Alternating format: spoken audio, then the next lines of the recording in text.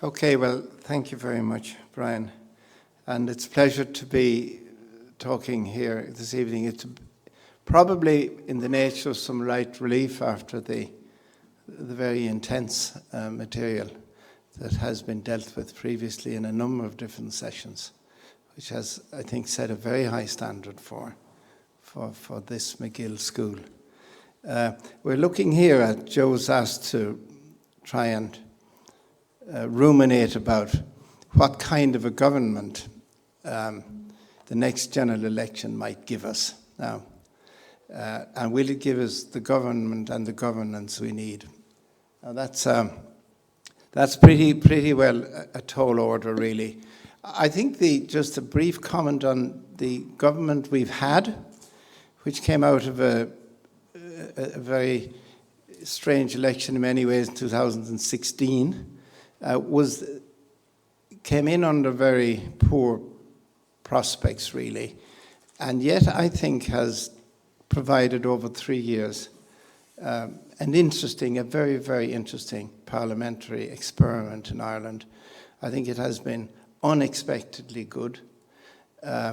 It introduced a new atmosphere into our parliamentary life, I think, looking at it from the outside. Previous government, which had the strongest majority in history, I think, that Fine Gael Labour government, led Ireland through a very riven period where we had very intense oppositionalism and very difficult times nationally. Of course, we were coming out of a very bad recession. The recent government then was classically weak. There was nothing remotely like a majority in the way it was structured. And the concept of confidence and supply was devised. It was quite imaginative. It was built on an earlier concept called the Talis strategy, when Alan Dukes led Fine Gael in a cooperative measure with Fianna Fáil after the 1989 election, and that was quite an interesting event as well. But this was far more structured. It was really well done. The programme for government was hammered out. The extent to which confidence and supply stretched was defined, and where it didn't stretch was defined. And I think it was an enormous credit and should stand very strongly to the benefit of Fianna Fáil for actually doing it, because at the time it helped to give Ireland a government, and there weren't any other forces in that Dáil capable of doing it. And between themselves and Fine Gael, led by Enda Kenny, the outgoing Taoiseach at that time, they put that structure together, and it had some very significant benefits. It brought in a sense, I think, of participation. For the first time nearly ever, every TD in the Dáil felt they had some part to play in government. All of their votes were important. It gave us 3 years of stability and some very solid progress. There was an all-parliament approach to things. For instance, a policy was devised initially on housing, a national housing strategy, and it was done by an all-party committee of the entire Dáil. It was published, and it is being implemented one way or another, but the origin of it was an all-party approach, and consequently it has got a very fair wind, I think, in the Dáil, even though progress has been in many ways remarkably slow. There was likewise an all-party approach to a 10-year health programme, which again was unique. It wasn't just the government doing its programming, it was the entire Parliament doing their programming. When it came to managing the very difficult reform of the 8th Amendment, which is subject of the next session, again, its parliamentary origins were very, very interesting. They had your constitutional convention, your representative 100 people, who did all the early hard work and thrashing out and that. They brought in a report which then went to an all-party committee in the Dáil, which finally brought out recommendations. That was under very skillful chairmanship of Senator Catherine Noone, and they brought arrangements to the Dáil, which in effect had a give. So everybody involved in the system had a hand in that. Whereas In the traditional Irish model, the government did everything, decided everything, and had the majority to impose everything. Over the last 3 years, that was not the case. And while we had a lot of slowness, you had filibustering, it was just very hard to get things done. But nonetheless, there was some real qualitative values added to the process during those 3 interesting years.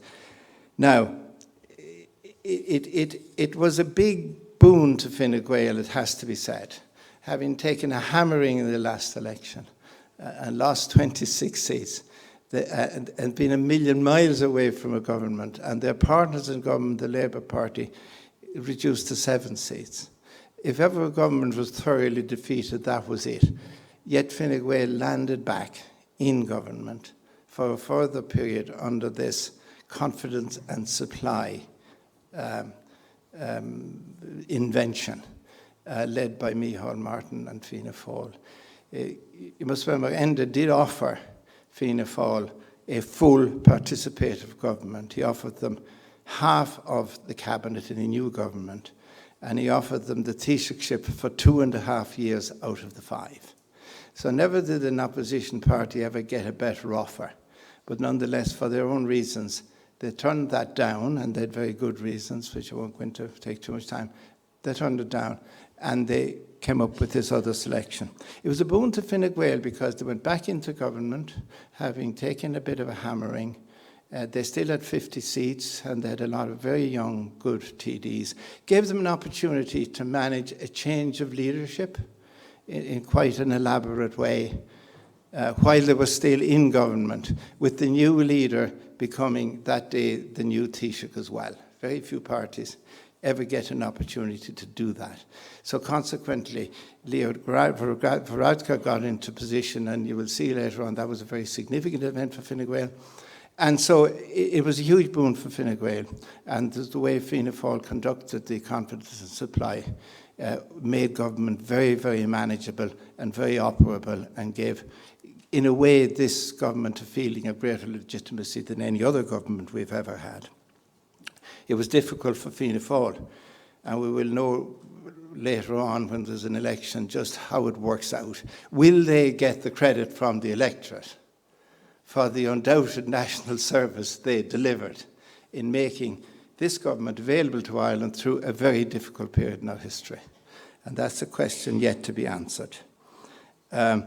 It allowed 2 parties, made the generational shift. Fine Gael undoubtedly has. It's a new, different type of party in every respect than it was in the past.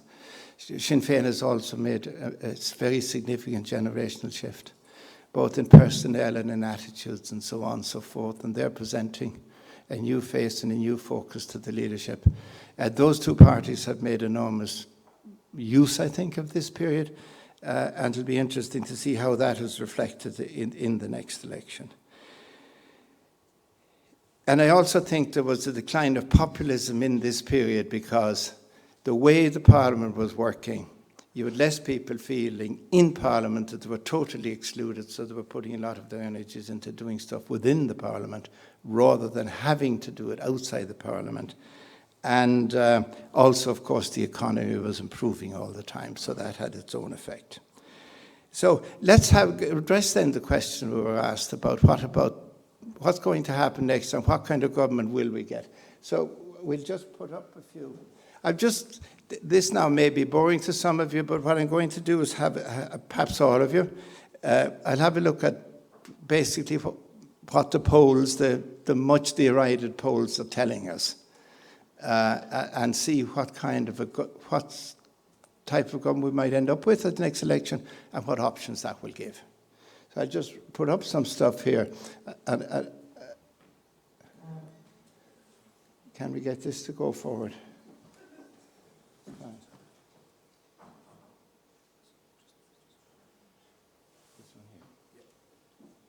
Okay. So just I won't delay on that, but that's all polls from 2016 to now. And as you can see, for the first period, they are the average, amalgamating all polls per quarter. So, for instance, the first quarter of in quarter 2, 2016, Fianna Fáil were 26, Fine Gael 26, and so on.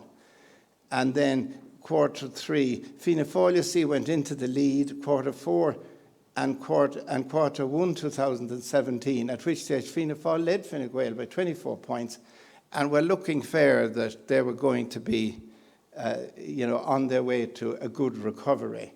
In quarter 2 then, in 2017, the Fine Gael leadership event began to take place.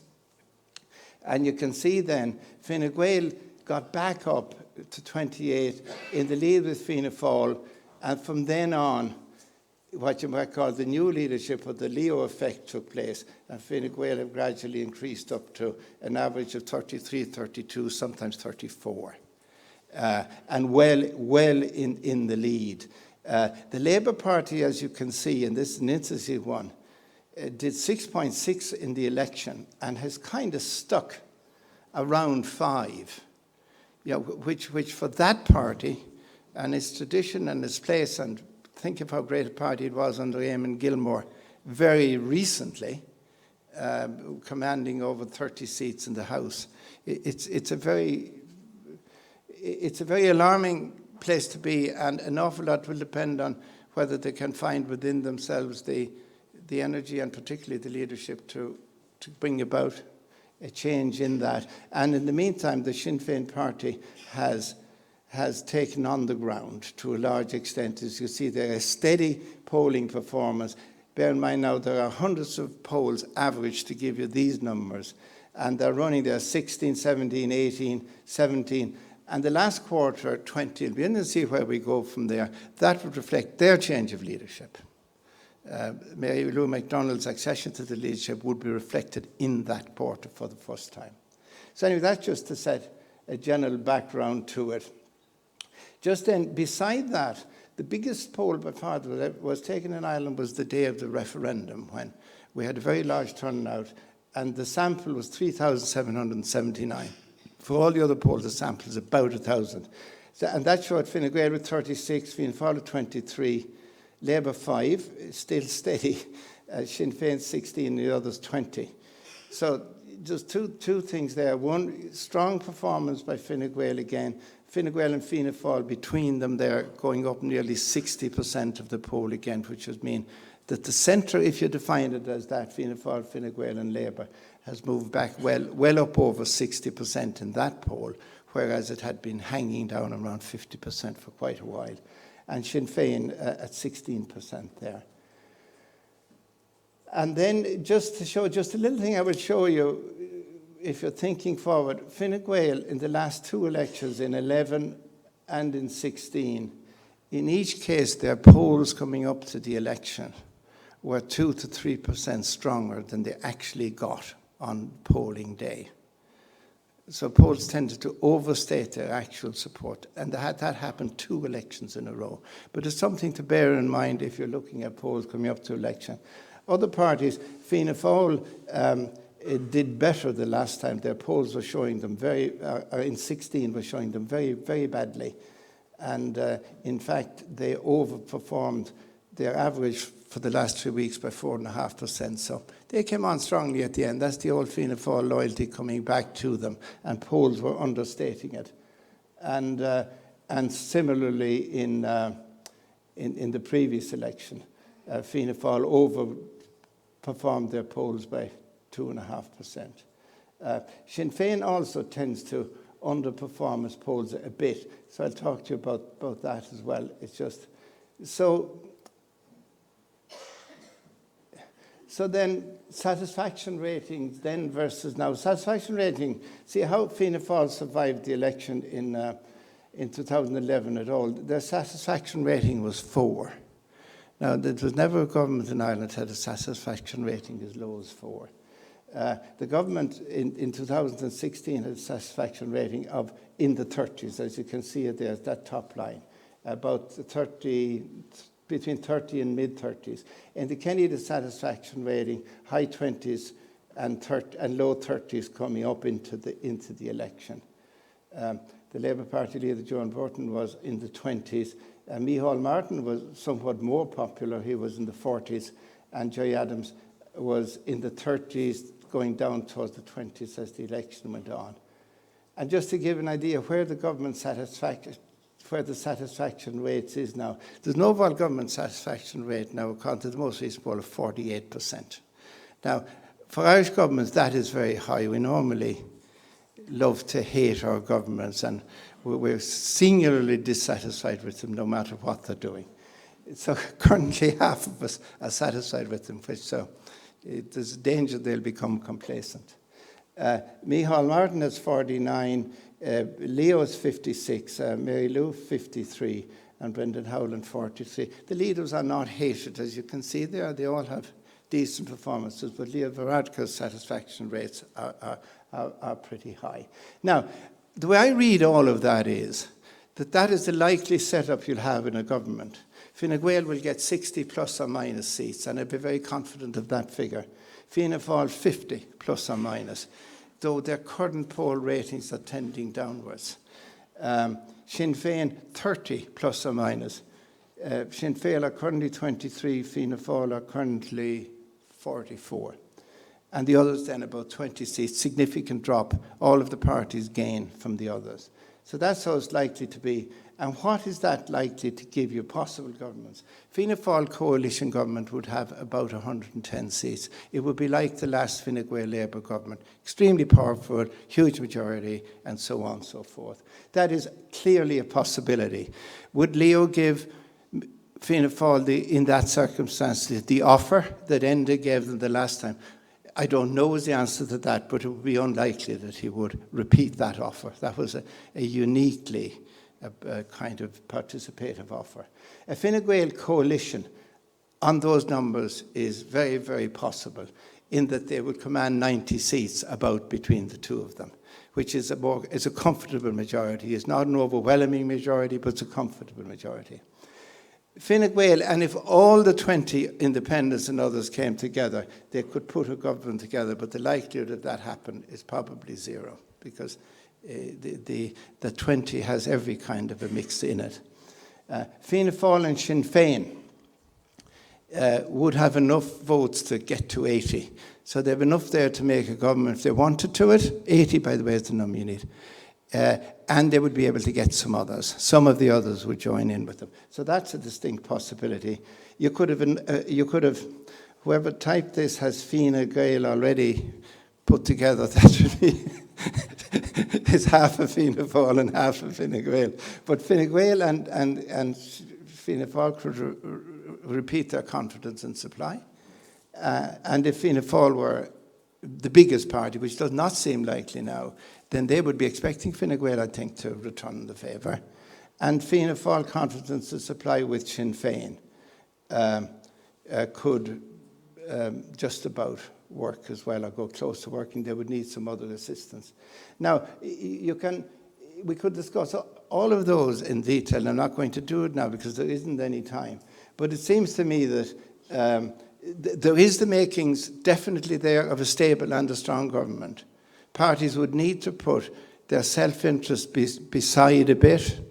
The question of Sinn Féin in government clearly is going to be very, very strong after the next election, no matter what.